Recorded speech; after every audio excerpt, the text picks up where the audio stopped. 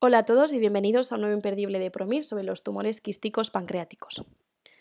Vamos a centrarnos sobre todo en los cistoadenomas y los tumores papilares mucinosos intraductales, porque dentro de los tumores quísticos son los más frecuentes. Finalmente, y utilizando una tabla comparativa, vamos a destacar aquellas diferencias más significativas y que nos pueden ayudar de cara a contestar las preguntas del examen. Yo soy Neus Saloni, residente de pediatría del Hospital Universitario de Navarra, y espero que este vídeo os sea de gran utilidad. A modo de introducción, destacar tres ideas claves. En primer lugar, que los tumores sólidos del páncreas son mucho más rentables de cara al MIR y que por lo tanto tenemos que dominar, pero al conocer algunas nociones de estos tumores quísticos, aunque no sean tan frecuentes, nos puede ayudar. El diagnóstico suele ser casual, por imagen, y según las características se puede completar el estudio realizando una PAF. El tratamiento suele ser una actitud expectante, wait and see, y valorar cirugía según la evolución clínica y el riesgo de malignidad asociado. Vamos a empezar con los cistoadenomas, que pueden ser de dos tipos, seroso o mucinoso. Ambos afectan en mayor medida a mujeres entre la quinta y la séptima década de edad. Inicialmente suelen ser asintomáticos, de ahí que el diagnóstico suele ser casual, cuando hacemos una imagen por otra razón, aunque en fases más avanzadas, si ya han crecido lo suficiente, pueden ocasionar un efecto masa, generando un dolor abdominal inespecífico. La imagen típica del cistoadenoma seroso suele ser un microquístico en panel de abeja y el cistoadenoma mucinoso un quiste unilocular con septos. A nivel de la consistencia, el cistoadenoma seroso suele ser no viscoso y el mucinoso, acordaros que los mocos cuando están ahí en una infección bastante aguda sí que son más bien viscosos. En cuanto a los marcadores, tenemos que el cistoadenoma seroso tiene el antígeno carcinoembrionario y la amilasa bajos, por lo tanto su riesgo de malignidad también va a ser bajo, y en el cistoadenoma mucinoso también encontramos la amilasa baja, pero el CA está algo más elevado, por lo tanto su riesgo de malignidad va a ser moderado. En el cistoadenoma seroso, y dado que tiene un riesgo bajo de malignidad, lo que vamos a hacer es observación, una actitud expectante y según la evolución clínica, si genera síntomas o no y su crecimiento, valoraremos si es preciso realizar una cirugía. En el cistoadenoma mucinoso, aunque en según qué caso sí que podemos tener una actitud expectante, se prefiere realizar una cirugía dado el riesgo moderado de malignidad. Si pasamos ahora al tumor papilar mucinoso intraductal, los TPMI, a partir de ahora vemos que afectan por igual a mujeres y a hombres, pero siguen afectando en esa quinta, séptima década de edad, igual que los cistoadenomas. También suelen ser asintomáticos con un diagnóstico casual, pero en fases avanzadas pueden generar pancreatitis de repetición y malignidad. Tal y como ya nos chiva el nombre, en los TPMI de rama principal ocasionan una imagen con dilatación del conducto pancreático principal mayor de 5 milímetros y el de rama secundaria lo que vemos es una dilatación de sus ramas secundarias. Ambos tienen una consistencia viscosa, igual que cistoadenoma mucinoso, y aquí tanto el antígeno carcioembrionario como la amilasa están elevados. Por lo tanto, el riesgo suele ser moderado elevado, siendo mayor en los de rama principal.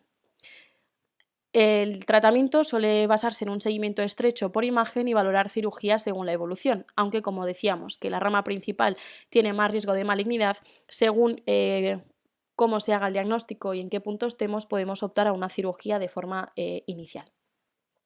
Y vamos a pasar ya a la tabla comparativa que mencionábamos anteriormente para destacar y resumir aquellas características más importantes. En cuanto a los cuatro tipos que hemos hablado hasta ahora, los dos cistoadenomas y los dos TPMI, afectan a la quinta y a la séptima década de edad, pero los cistoadenomas son más frecuentes en mujeres y los TPMI afectan por igual tanto a mujeres como a hombres. En los dos grupos suelen ser de inicio asintomáticos, pero los cistoadenomas pueden dar clínica y dolor abdominal por efecto masa y los TPMI pueden dar pancreatitis y malignidad. En cuanto a los marcadores, vemos que en los cuatro casos son la amilasa y el antígeno carcinoembrionario, pero vemos que sus niveles son diferentes. En el cistoadenoma seroso ambos están bajos, por lo tanto su riesgo de malignidad va a ser insignificante. En el cistoadenoma mucinoso tenemos una amilasa baja y un antígeno carcinoembrionario que empieza a subir, por lo tanto su riesgo va a ser moderado, y en cambio en el TPMI de rama principal y de rama secundaria vemos que ambos marcadores están muy elevados, lo que genera que el riesgo de malignidad sea mayor, especialmente en el de rama principal. En cuanto a la imagen típica, vemos que el cistoadenoma seroso es microquístico en panel de abeja y el cistoadenoma mucinoso es un quiste unilocular con septos. En los TPMI veremos que hay una dilatación de los conductos, ya sea del conducto principal o de las ramas secundarias, tal y como su nombre indica. La consistencia suele ser viscosa, excepto en el cistoadenoma seroso, que es no viscoso. El riesgo de malignidad, lo que hemos comentado, destacar que el TPMI de rama principal es el que tiene mayor riesgo de malignizar y el cistoadenoma seroso el que menos. Y en cuanto al tratamiento, si el riesgo de malignidad y no da síntomas, lo que solemos hacer es una observación, una actitud expectante, y en el caso de que dé clínica o que tenga un riesgo elevado de malignizar, utilizaremos la cirugía como primera opción. Finalmente, introducir la neoplasia pseudopapilar sólida, que como los cistoadenomas también afecta más a mujeres, pero son mujeres jóvenes, entre la segunda y la tercera década. También, y como el resto de tumores quísticos, suele ser asintomático, pero igual que los cistoadenomas, puede dar dolor abdominal por efecto masa. La bioquímica suele tener una amilasa baja y ojo cuidado porque esta es una diferencia, ya que a pesar de tener una amilasa baja, el riesgo de malignidad es moderado o elevado. La imagen típica es una masa de componente quístico y sólido bastante heterogéneo y si hacemos una PAF el contenido va a ser más bien sanguinolento. Lo que decíamos, riesgo de malignidad moderado elevado a pesar de esa amilasa baja y por ello el tratamiento va a ser cirugía de entrada y seguimiento estrecho. Como conclusiones, destacar que es un tema complicado y tedioso, que tampoco vale la pena dedicarle muchísimas horas, simplemente centrarnos en los conceptos básicos y en aquello que nos puede diferenciar un tumor de otro.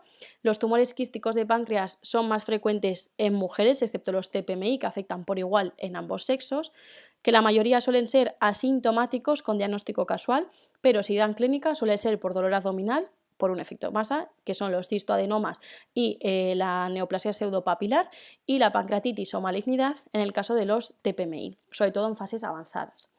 Son de consistencia viscosa, excepto el cistoadenoma seroso, que es no viscoso, y la neoplasia pseudopapilar sólida, que es sanguinolenta. Los marcadores bioquímicos en todos ellos son la amilasa y el antígeno carcinoembrionario, que sobre todo están muy elevados en los TPMI. Acordaros que la excepción es que en la neoplasia pseudopapilar sólida, a pesar de tener una amilasa baja, tiene un riesgo de malignidad moderado y que el tratamiento se suele basar en la observación con seguimiento estrecho por imagen, más menos cirugía según si da clínica o su riesgo de malignidad. Y hasta aquí este imperdible PROMIR, espero que sea de gran utilidad. Muchísimo ánimo y nos vemos en el siguiente.